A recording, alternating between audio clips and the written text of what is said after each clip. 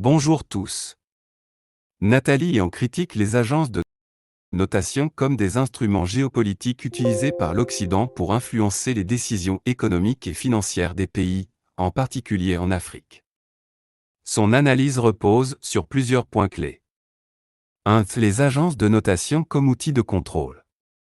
Elle considère que Moody's, Standard & Poor's et Fitch Ratings ne sont pas de simples évaluateurs neutres, mais des institutions servant les intérêts occidentaux. Selon elle, elles influencent négativement l'économie des pays africains en attribuant des notes basses qui augmentent les coûts d'emprunt et dissuadent les investisseurs. 2. Une notation biaisée et non objective. Les critères utilisés par ces agences sont souvent flous et influencés par des considérations politiques plus qu'économiques. Les pays africains reçoivent souvent des notes plus basses, même lorsqu'ils présentent une stabilité économique et un potentiel de croissance. Les décisions sont parfois arbitraires. Des pays africains avec une dette inférieure à celle de certains pays européens sont pourtant jugés plus risqués. 3. Un instrument pour isoler ou ouvrir un pays aux investisseurs. Elle explique que ces notes ne reflètent pas toujours la réalité économique, mais plutôt la volonté de faciliter ou de freiner l'accès au financement selon les intérêts occidentaux. Un pays qui prend des décisions indépendantes ou qui s'éloigne de la sphère d'influence occidentale risque d'être mal noté pour le punir économiquement. Exemple, lorsque certains pays africains commencent à travailler avec la Chine ou la Russie, on observe souvent une dégradation de leur notation. Cela les rend plus vulnérables et limite leur capacité à attirer des investisseurs étrangers. Je vous laisse suivre la vidéo et vous retrouve à la fin de la vidéo pour la conclusion et la question du jour. À toutes. Bonjour, je m'appelle Nathalie Yamb. Aujourd'hui, je vais vous parler de deux mécanismes financiers qu'il faut que vous compreniez pour bien décrypter les entourloupes et fake news auxquelles nous sommes exposés 365 jours par an, aussi bien par les autorités et médias perroquets locaux que par la communauté financière internationale et ses relais médiatiques et politiques. Pour les illustrer, je vais prendre des exemples en Côte d'Ivoire et au Cameroun, mais cela s'applique à tous les pays d'Afrique. Prêtez attention car ce dont on va parler, on ne vous l'apprend pas à l'école et rarement à l'université sur notre continent. Les gens sont fous. Je viens de terminer la lecture de deux rapports, le Fitch Solutions Banking and Financial Service Report ainsi que le Country Risk Report pour la Côte d'Ivoire pour le premier trimestre 2022.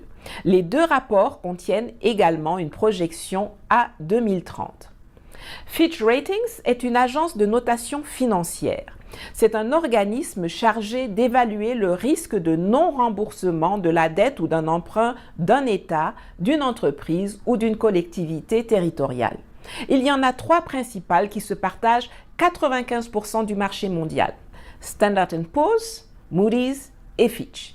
Elles sont rémunérées par celui qui demande la notation. Dans son rapport concernant le risque de la Côte d'Ivoire, Fitch fait une analyse SWOT. C'est une méthode originellement du marketing qui consiste à croiser les données internes d'une entreprise, d'un pays ou d'une organisation, donc ses forces et ses faiblesses, et les données externes qui représentent les opportunités et les menaces pour prévoir et améliorer son développement. J'ai été, je ne dirais pas choquée parce que ce n'est pas une découverte pour moi, mais plutôt énervée de constater que pour Fitch, les forces de la Côte d'Ivoire sont, accrochez-vous, une Assemblée nationale sans opposition. Si, il se félicite de cela, de la majorité confortable obtenue par trucage des élections par Ouattara. Une force, selon eux, c'est également un Sénat coûteux, dont les membres sont largement nommés et contrôlés par Ouattara, ainsi que la vice-présidence qui, je cite, renforce les pouvoirs du président, ce qui est un atout à leurs yeux, à tout le moins chez nous. Les mêmes diront que c'est une dictature s'il s'agit de la Chine, de la Turquie ou de la Russie. Nos meilleurs analystes du monde mondial ne se sont même pas rendus compte qu'il n'y a plus depuis juillet 2020 de vice-président en Côte d'Ivoire, en parfaite violation de la Constitution pourtant imposée au forceps par Ouattara. Une autre force, c'est un troisième mandat qui, bien qu'obtenu illégalement, trouve grâce à leurs yeux car il n'a pas été accompagné par trop de violence de la part de l'opposition, moins encline à recourir à la violence. Fin de citation. Oui, vous avez bien entendu. Le seul qui a systématiquement eu recours à la violence depuis son arrivée en Côte d'Ivoire dans les années 90 s'appelle Alassane Dramane Ouattara. Mais comme c'est leur gars, ils se taisent.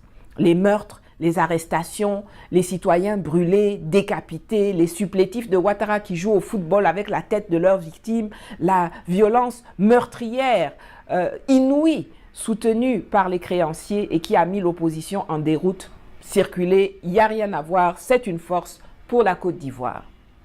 Je voudrais qu'après avoir regardé cette vidéo, vous sachiez une chose concernant non seulement les agences de notation, mais également les institutions financières internationales. Ces gens écrivent des rapports fiction qui racontent la plupart du temps n'importe quoi, au point où on se demande à qui ils parlent dans les pays quand ils viennent en mission. Parce qu'il faut savoir que souvent, ils ne viennent même pas. Ils pianotent comme vous et moi sur Google pour trouver des trucs et puis ils se font payer des centaines de millions pour ça. Et lorsque les missions des agences de notation viennent en Afrique, elles sont bichonnées par leurs hôtes. Restaurants haut de gamme, prostituées, petits garçons et petites filles qui les attendent dans des hôtels de luxe, cadeaux, pots de vin même. Parfois. Les gens sont fous. Mais comme ils estiment que ces rapports sont rédigés pour leurs actionnaires, leurs conseils d'administration et leurs clients, alors vous, moi, l'homme, la femme de la rue, l'Africain, l'analyste politique indépendant, nous n'avons rien à dire là-dessus. Et pourtant, c'est sur la base de ces rapports biaisés et incohérents que la plupart des décisions de crédit sont prises dans le monde financier par les conseils d'administration que vous, moi, l'homme, la femme de la rue, les jeunes, les moins jeunes, les citoyens, les contribuables africains allons devoir rembourser, même si nous n'avons jamais été bénéficiaires car la plupart de ces sommes sont détournées par les animateurs de nos États et ou investies dans des projets pharaoniques qui ne servent pas à améliorer la vie des populations, mais plutôt à flatter l'ego de nos présidents et à remplir les poches de leurs donneurs d'ordre. Ces rapports, aussi énervants qu'ils soient, sont intéressants à lire car ils permettent de savoir à quel micmac les Occidentaux s'adonnent et de garder cela à l'esprit pour faire le tri des informations dont on nous abreuve, mais aussi pour pouvoir élaborer des stratégies pour les contrer. Que ce soit les rapports de la Banque mondiale ou du FMI ou des agences de notation financière, ils sont tous pareils en termes d'analyse et de contexte politique et social quand ils veulent soutenir un pays. Vous voyez, à la page 7 du rapport sur la situation bancaire et financière, Fitch établit que la Côte d'Ivoire est le 10e pays le plus risqué du monde en termes de finances, finances publiques, régulation et environnement financier, niveau de vie, liens internationaux et volatilité économique. En effet, sur 122 pays classés où le pays le plus sûr, donc le moins risqué, est numéro 1 et le pays le moins sûr, donc le plus risqué, est numéro 122, la Côte d'Ivoire obtient la 112e place avec 16,71 points sur 100. Ce qui n'empêchera pas les agences de notation de donner un avis plutôt favorable, ni les bailleurs de faire crédit à un État dirigé par un des leurs, Alassane Dramane Ouattara. Et comme ce dernier fait de la cavalerie financière, c'est-à-dire qu'il prend de nouvelles dettes pour payer les anciennes, le pays est en train de sombrer dans le surendettement. Citation: la Côte d'Ivoire ploie cette année sous le poids croissant du service de sa dette contractée en majorité auprès du marché financier mondial privé, écrivait la semaine passée RFI, que l'on ne peut pas soupçonner d'être un critique du régime en place. Vous savez que je n'aime pas faire d'affirmations gratuites. Les chiffres estomacants que je vais vous communiquer sont disponibles sur le site du ministère de l'Économie et des Finances de Côte d'Ivoire. Allons-y. Avant l'obtention du PPTE, la Côte d'Ivoire avait 6 000 milliards de dettes. Après l'obtention du PPTE en mi-2012, qui a vu l'annulation de 4 000 milliards de francs CFA de dette, Ouattara, en 9 ans, est parti d'un stock de 2 000 milliards pour arriver en mars 2021 à 18 000 milliards de francs CFA de dette. Je répète, 18 000 milliards de francs CFA de dette, entraînant des remboursements de 2 000 à 3 000 milliards de francs CFA par an, capital et intérêts réunis, conduisant au lancement de nouveaux emprunts obligataires et eurobonds, dont le rapport dit que le risque le classe à la 112e place sur 122 pays à dette risquée dans le monde. Les conseils d'administration des agences de notation et des IFI, composés des représentants des États du G7 ou G8 ou de l'OCDE, se frottent les mains pendant que leur pays et leurs banques se remplissent les poches et que chaque habitant, chaque bébé qui naît en Côte d'Ivoire a déjà une dette de 650 000 francs CFA sur la tête. Le deuxième mécanisme dont je vais vous parler est celui du C2D. Le C2D, c'est une trouvaille française. Ça signifie contrat de désendettement et de développement. J'ai lu un article de RFI qui présentait cela comme un mécanisme qui permet de transformer la dette en don. Abracadabra. Quand vous entendez ça, vous pensez que ces gens sont généreux, mais rien n'est plus faux. Ils disent que l'État africain concerné ne rembourse pas la dette à la France, mais que les sommes qu'il rembourse sont positionnées dans un compte de l'Agence française de développement, qui n'est rien d'autre que l'État français. Ensuite, cet argent est utilisé pour financer des projets que la France choisit et qui sont exécutés par les sociétés, les multinationales françaises que eux auront désignées. Donc, en fait, ce qu'ils présentent comme un don pour les Africains ne sert qu'à financer leurs propres hommes d'affaires. Une vraie arnaque. Quand on arrive à Douala, on est surpris de constater que le deuxième pont sur le Wouri est juste à côté du premier pont, à quelques mètres.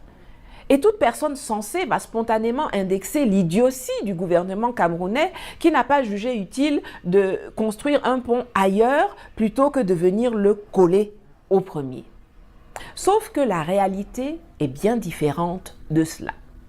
Le premier pont avait été construit à cet endroit dans les années 50 car il servait à évacuer les grosses productions agricoles de l'époque, la banane, le café, etc., jusqu'au port de Douala.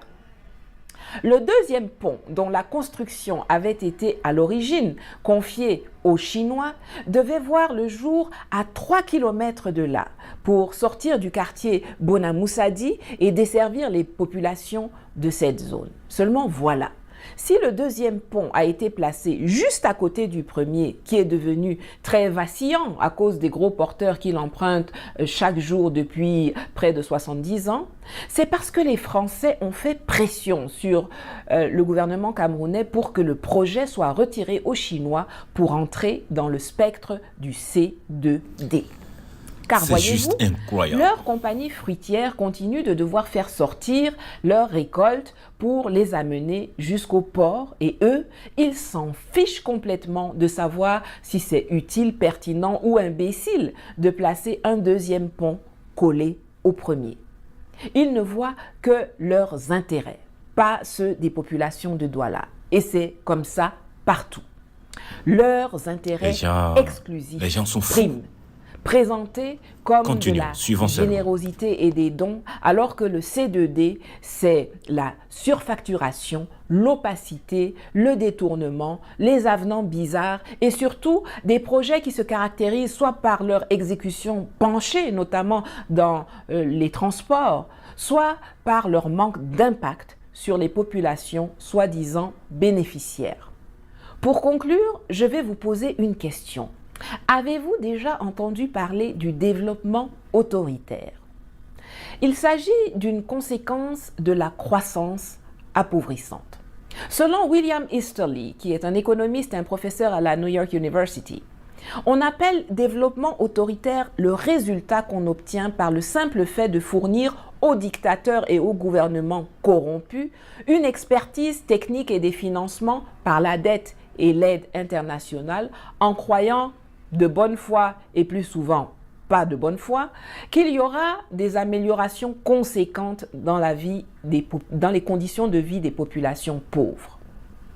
Les preuves montrent que cette approche du développement donne principalement du pouvoir aux dictateurs, violents, corrupteurs et corrompus, tandis que les pauvres continuent de souffrir de la misère.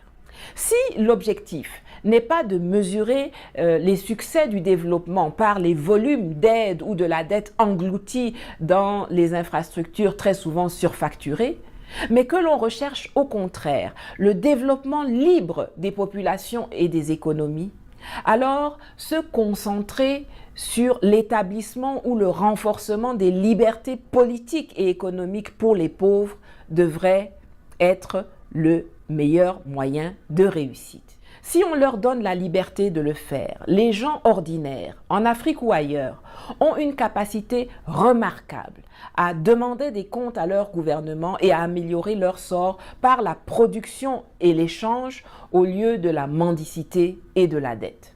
Et en conséquence, les pays réputés pauvres verraient leurs conditions s'éloigner du développement autoritaire et de la croissance appauvrissante, qui est notre quotidien aujourd'hui, pour enfin entrer dans l'ère de la prospérité, de la liberté, de la responsabilité et de la souveraineté.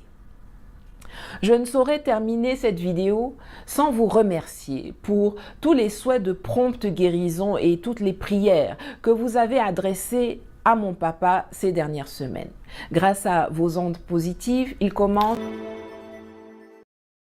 En conclusion, avec la montée des puissances émergentes comme la Chine, la Russie et le bloc des BRICS, Nathalie en souligne que la crédibilité de ces institutions occidentales est de plus en plus contestée. Certains pays envisagent de créer leur propre système de notation financière pour ne plus dépendre des standards occidentaux biaisés. Les alternatives possibles pour l'Afrique. Développer des agences de notation africaines indépendantes. Renforcer les alliances économiques sud-sud, avec les BRICS, la Chine, la Russie, etc. Diversifier les sources de financement en s'éloignant des institutions financières traditionnelles comme le FMI et la Banque mondiale. Son discours s'inscrit donc dans une vision panafricaine et souverainiste qui cherche à libérer l'Afrique des mécanismes de domination économique occidentaux. C'est tout pour aujourd'hui. Notre question du jour est: vous pensez que l'Afrique devrait totalement se détacher de ces systèmes ou plutôt chercher à en créer un qui soit plus équilibré? Laissez-nous vos commentaires en bas, ne manquez pas de vous abonner et de partager la vidéo. Merci et à la prochaine.